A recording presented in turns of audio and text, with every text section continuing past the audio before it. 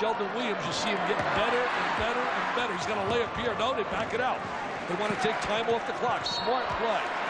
Smart play by Ewing. Good basketball IQ. Manage the clock. Number 33, Trent Strickland, his fourth personal foul. So there's a lot of national media, not just here, but in the area. The North Carolina, Connecticut game, and you can see the overhead photos being taken of this game, and the photographers, of course, at courtside. So this one's so well covered. Taking your picture. They were taking your picture before the game. Man, you and I took a lot of pictures today. You just get that horse ready for me when I come to Montana, my friend. I'm going to ride that sucker like I'm telling you. Mike Krzyzewski, not a happy camper today before the game. I said, look, I don't make the schedule. He's not a happy camper. This is their only Saturday afternoon game this year. He said basketball belongs on Saturday afternoon in the ACC, and we got loads of 9 o'clock games. He's starting to sound like the general, but you know what? He's right. Saturday afternoon is a great time for college basketball. Look at that coaching staff. So much pride in wearing the uniform here, and extends to the players with Wojo and Chris Collins and Johnny Dawkins. They know what tradition is, having played here. Williams going for another rebound and couldn't get the handle out of bounds. Well, the one number that the coaches, Coach K and his staff, are going to enjoy looking at is that Wake Forest shot a season low 35% from the field here this afternoon. And they've held Wake down into the 60s. They put 80 up. Still 3 minutes to go. Wake perhaps can climb up into the 70s here, but it has been tough going. Just getting daylight for Wake Forest, and Paul is learning how tough it is for a freshman to come in here at the point and get it done as Williams yanks it away again, and he is fouled by the freshman. Well, the stabilizer for Duke all year has been their defensive game. They suffocate you on the defensive end. It's going to be interesting how that defense exists against the deep and talented young Maryland team up there at the Comcast Center with the Red Army cheering. So Chris Paul fouls out of the game in his first trip to Cameron. He scored 7 points here today, but there'll be other games for the freshman. Part of the learning process is coming in here, but Coach K knew that it was going to be very, very difficult for a freshman to run the point against his defense in this building. They were much more concerned in practice yesterday with Eric Williams down low than they were with Paul's speed. Mike told us that he felt he certainly had enough speed to get back on defense against Paul. He did at no time. At no time did Paul take charge offensively in this game, so he still has a lot to learn in the ACC. Well, you know, you got to credit that to the 4-year experience of Duhon defensively at that point. Duhon also met the challenge of playing Hodge the other night and really did a great job against him. Nothing like that. Incredible experience. You know, you talk about 9 Final Fours. Unbelievable. The most are Wooden with 12.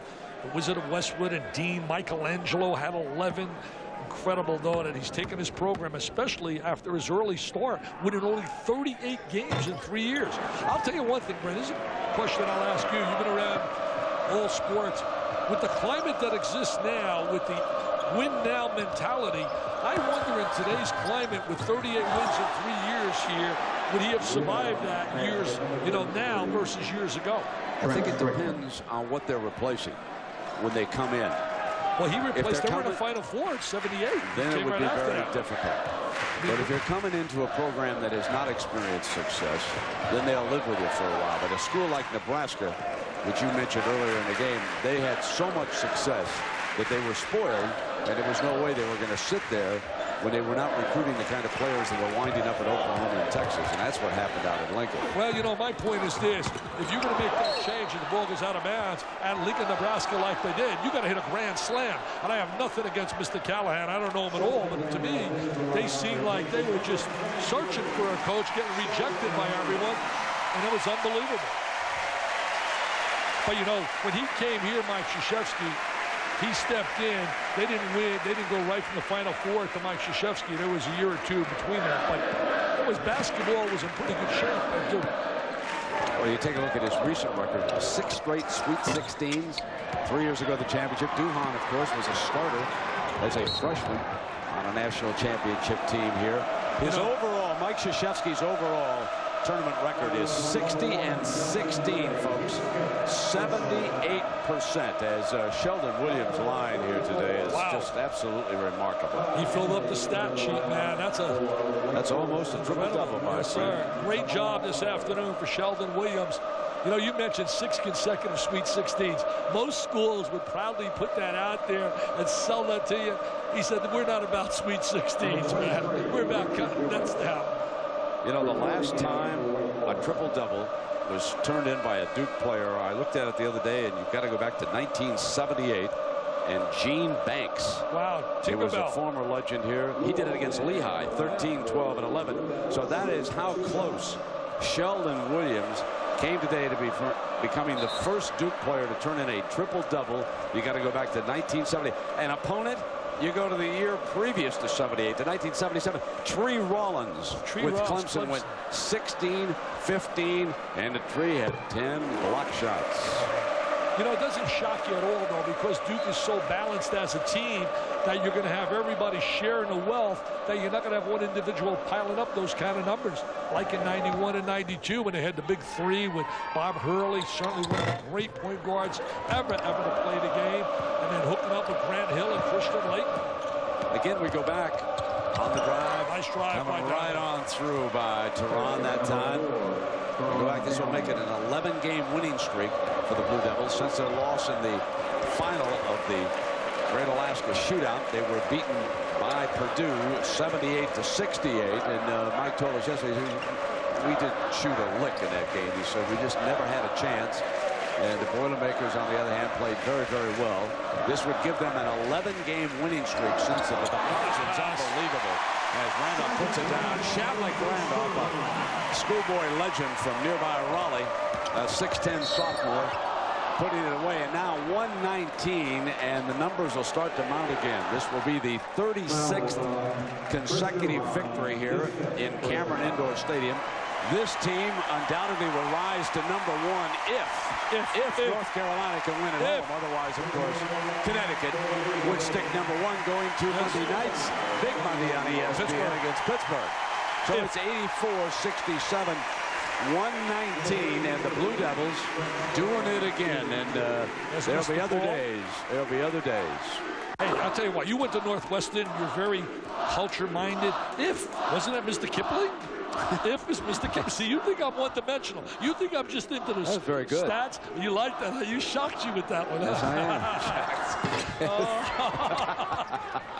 I bet some of the Dukies don't know that.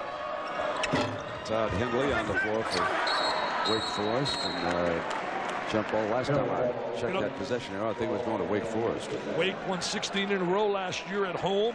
And they're a basketball team that's going to be so difficult to beat at home. Certainly you lose to Texas and you lose to Duke on the road. As you look at the numbers of Duhan, 14 assists today. That's a career high. 14 assists, a career high. The three ball is knocked down by Jeremy Ingram. He's a freshman out of Kinston, North Carolina. So he knocks down a three. Let's take a look, and you can take us through what Duke has ahead of them right now. Well, you know, you take a look, they got Maryland certainly going to deal with the strength of John Gilchrist and deal with that crowd. That crowd is so electric there. Inside, Smith has become a quick force on the interior with a lot of experience. Tater Medley can knock down the three. Last year they beat Duke at Comcast. Then they got a date at Georgetown, who certainly now is finding out after blowing out a bunch of cupcakes that that's not the way you build to get ready to play the competition. Then Leonard Hamilton's done a great job with Florida State. Paul Hewitt, a rising star with Georgia Tech. And then, my friends, it's at North Carolina. And I can't wait when the Dukies and the Heels hook up. It's going to be like old times. I think it's the greatest rivalry in all of college sports. Yes, I think, you may not agree, I think that it's better than the rivalry, even Michigan, Ohio State football, because they're only 8 miles apart. I guess I could disagree with that, couldn't I, folks? Yeah, you are right. They're coming out with a book, by the way. Art Chansky's writing a book about the rivalry Duke and North Carolina. And baseball lovers will say Yankees, Red Sox. Crossing to Dockery's hands now for the final minute. Duke is up 13, 84-71. They'll bring time off the clock before they pull the trigger. Wake Forest is pulled back. They've conceded. They're not fouling here. They're going to let the time run down. I'll tell you one thing about Wake. They get Danilus healthy and get him rolling. Like I said, they're going to be battling all year up in that first division in the ACC, which is from top to bottom the best. I think the Big Four and the ACC. ACC certainly got to put it in the Big 12, the SEC, and the Big East.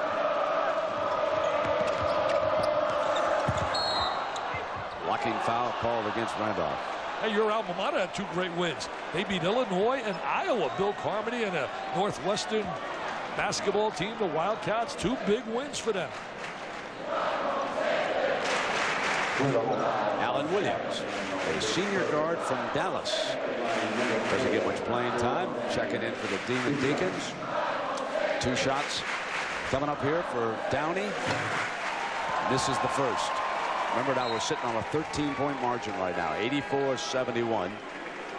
We're trying to console him. He knows that he hasn't had the kind of performance he's capable of.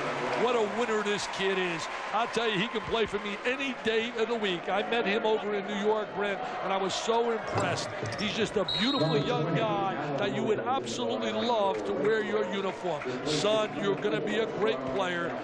With that comes some adversity, and he'll battle back. He's certainly not the first youngster to come in here and experience an off game. You can ask Hodge at North Carolina State, a veteran. This Duke defense is really something. Stockton gets it across now. And the final seconds will tick off. The Devils are up a dozen, 84-72, and they will win their 36th consecutive game in Cameron Indoor Stadium. 604 victories. Wow. For Mike Krzyzewski. You know, Chris Duhon had 14 assists, but to me, his strength today was his defense at the point guard slot. Cameron Crazies go bananas. 48 hours, a success. 1 unbeaten left in the ACC, and the Duke Blue Devils are the one. 14-1 overall. They are now 4-0. Once again, our final score, Duke wins it by 12, 84-72. For Dick Vitale, I'm Brent Musburger saying so long from Durham. Now, let's send it to Terry Gannon and Digger Phelps back in our studios. Take it away, Terry. All right, Brent.